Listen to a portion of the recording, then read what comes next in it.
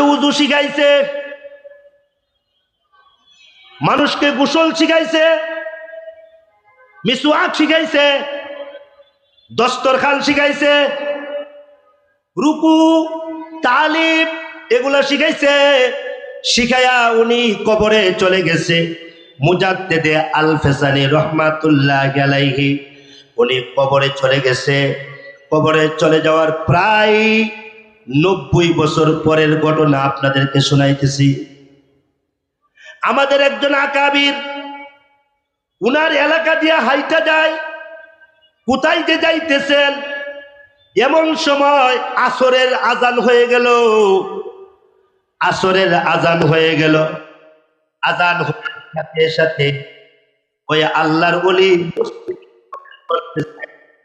আর বাচ্চা খেলতেছে, করতেছে, এ বাচ্চারা তোমরা কি নামাজ পড়বা না?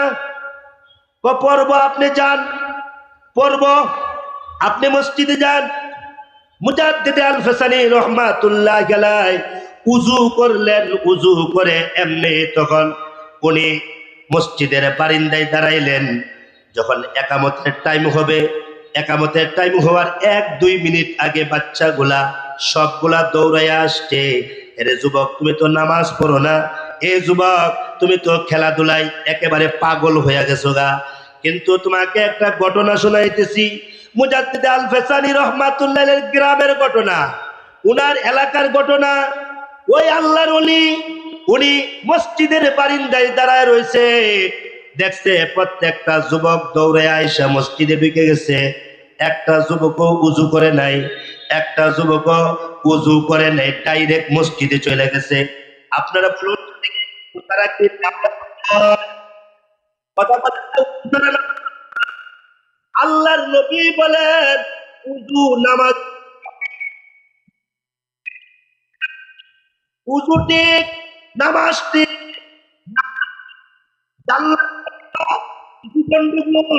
হাজার রাকাত নামাজ পড়লো নামাজ হবে না। এমনি তখন মুজাদ্দিদে আল ফেসানি রহমাতুল্লাহ এলাকার ছেলেগুলা উযু না কইরা ডাইরেক্ট মসজিদে চলে গেছে গা। ওই দিক দিয়া মুয়াজ্জিন বলতেছে আল্লাহু আকবার, আল্লাহু আকবার, আল্লাহু আকবার, আল্লাহু আকবার। একামত শুরু হয়ে গেছে গা। কদ কামাতিস সালাহ, কদ কামাতিস সালাহ। একামত শেষ হয়ে গেছে গা, আর নামাজ শুরু হয়ে গেল। কিন্তু আমাদের ওই বুজুর্গ নামাজে দাঁড়ায়া দাঁড়ায় চিন্তা করতেছেন যে 20-50টা ছেলে এরা উযু ছাড়া নামাজ পড়ে, ইন্না লিল্লাহি ওয়া ইন্না ইলাইহি রাজিউন। উযু ছাড়া যদি কেউ নামাজ পড়ে, সে জানে তার উযু নাই, এরপরেও যদি সে নামাজ পড়ে, ফুকাহায়ে কেরাম বলেন সে ইসলাম থেকে খারেজ হয়ে যা। কেননা সে আল্লাহর সাথে ঠাট্টা করে, সে আল্লাহর সাথে বিদ্রুপ করে। ওই আল্লাহর ওলি চিন্তা করলেন 20-50টা বাচ্চা উযু ছাড়া কেমনে নামাজে দাঁড়ায় গেল, না এটা মানতে পারি না। ইমাম সাহেব সালাম ফিরাইলেন, আসসালামু আলাইকুম ওয়া রাহমাতুল্লাহ, আসসালামু আলাইকুম ওয়া রাহমাতুল্লাহ। এমনি তখন আল্লাহর ওলি দাঁড়ায় গেল। আল্লাহর ওলি দাঁড়ায় ডাক দিয়া কয়, এ যুবক, এ যুবক, তোমাদের পায়ে ধরে বলি তোমরা কাজটা কিন্তু ভালো কাজ করো নাই। এ যুবক, তোমরা কিন্তু কাজটা ভালো করো নাই। কি করছি গো আল্লাহর ওলি, কি করছি? ও বুজুর্গ, কি করছি বলেন? আর তোমরা উযু ছাড়া নামাজ পড়লা কেন? উযু ছাড়া তোমরা নামাজে দাঁড়াইলা কেন?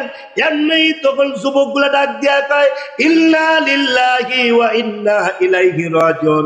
এত বড় মিথ্যা কথা আপনি কেমনে বলেন? আমরা সবাই উযুরত অবস্থায় আছি।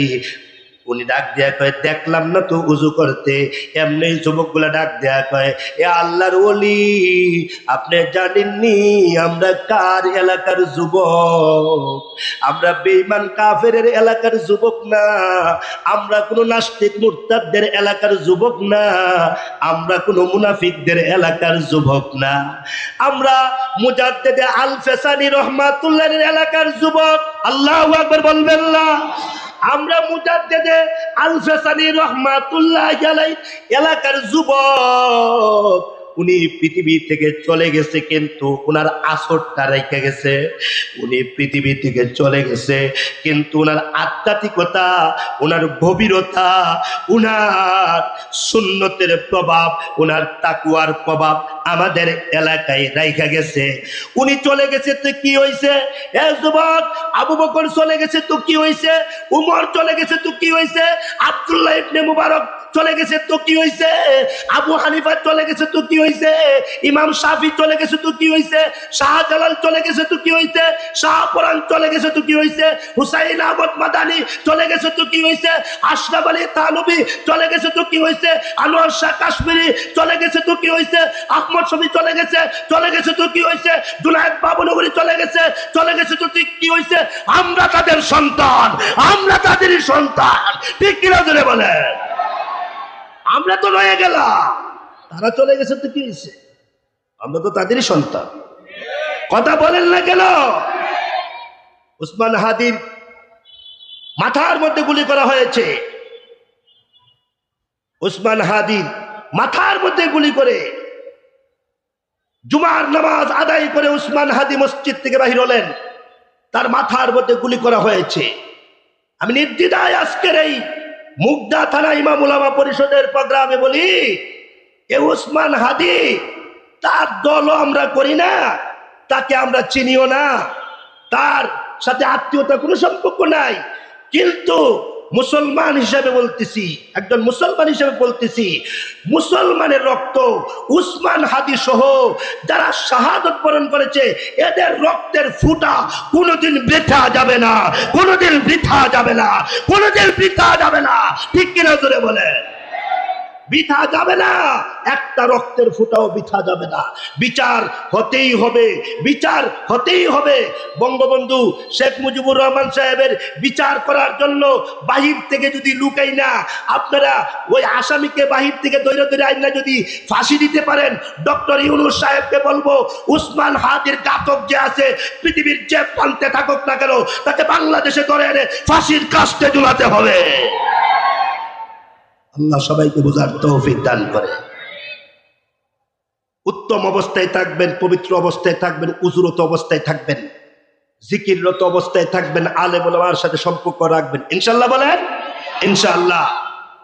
আল্লাহ তাআলা এই মজমাকে জান্নাতের জন্য কবুল করে, সবাই বলেন আমিন। আমি মুস্তাকিম বিল্লাহ হামিদি পৃথিবীতে যতদিন বেঁচে থাকি উজুর সাথে থাকার চেষ্টা করব।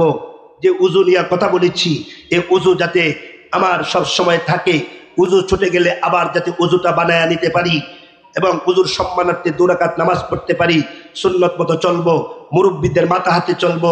মুগদা থানা ইমাম উলামা পরিষদ আপনাদের মুরব্বী, তাদের কথা মতো চলবেন, তাদের সাথে সম্পর্ক রাখবেন, ইনশাআল্লাহ বলবেন না?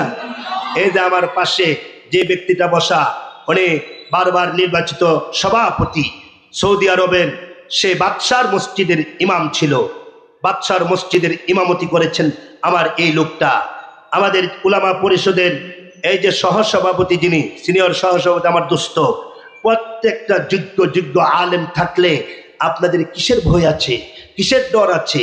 আমার সেক্রেটারি, আমার কোষাধ্যক্ষ, এ প্রত্যেকটা বিজ্ঞ বুজুর্গ আলেমী দিন, তাদের সাথে সম্পর্ক রাখবেন, সুন্নত মতো চলবেন, ইনশাআল্লাহ বলেন ইনশাআল্লাহ। 1 মিনিটে একটা সুন্নতের কথা বইলা দেই। আমাকে বলা হয়েছে কয়টা পর্যন্ত? 7:15। আজান কিন্তু ডানে বামে শোনা যাইতেছে না? শোনা যাইতেছে, কাজে ছেড়ে দিচ্ছি। কষ্ট হয়েছে আপনাদের? আচ্ছা, একটা সুন্নতের কথা বইলা যায়। আমার শেখ ও মুর্শিদ শাইখুল উলামা খাদেমুস সুন্নাহ আরিফ বিল্লাহ শাহ অধ্যক্ষ মিজানুর রহমান চৌধুরী হাফিজাহুল্লাহ, তাছাড়া শাইখ আল্লামা সাজিদুর রহমান, তাছাড়া আল্লামা মুবারকুল্লাহ সহ, তাছাড়া পীর আল্লামা আকসিনা জয়নাল আবদিন সাহেব সহ, তাছাড়া আল্লামা আবু সাইদ কাসিমি হাফিজাহুল্লাহ সহ বুজুর্গদের নেসবতের মাধ্যমে আমি একটা কিতাব লিখেছি। বুজুর্গরা বলেছে কিতাবটা লেখার জন্য, এই আল্লাহর ওলি যাদের কথা বললাম তাদের নির্দেশে আমি একটা কিতাব লিখেছি। কিতাবের নাম দিয়েছি উত্তম জীবন, সিরাজুস সালিহিন তথা নেককারদের বাতি উত্তম জীবন। ওই কিতাবের মধ্যে কিছু মামুলাত তুলে ধরেছি, উজুর প্রসঙ্গ, ইস্তেগফারের প্রসঙ্গ, তওবার প্রসঙ্গ, দুয়ার প্রসঙ্গ, মানে বন্ড পীর যাদের কাছে গিয়া ইমান আমল ধ্বংস করতেছি, এদের থেকে কিভাবে বাঁচা যায়। নেক পীর কাকে বলে, মানে আল্লাহওয়ালা পীরের 10টা পরিচয়, এগুলা সম্মিলিত একটা কিতাব লেখার চেষ্টা করেছি। ওই কিতাবের একটা সবক আছে, কেউ যদি দৈনিক 20 জনকে সালাম দে, কি দে বলেন না, কি দে, সালাম দে, দেন তো একটু সালামটা, দেন দেন, সবাই দেন না, সবাই দেন না, একটু জোরে দেন না, জোরে দেন। আসসালামু আলাইকুম রহমাতুল্লাহ। আপনারা সুন্নত পালন করেছেন, আপনারা 30টা নেকি পাইয়া গেছেন। আর আমি ওয়াজিব পালন করতেছি, দেখেন আমি মুস্তাকিমিল্লাহ আমিদি ওয়াজিব পালন করতেছি।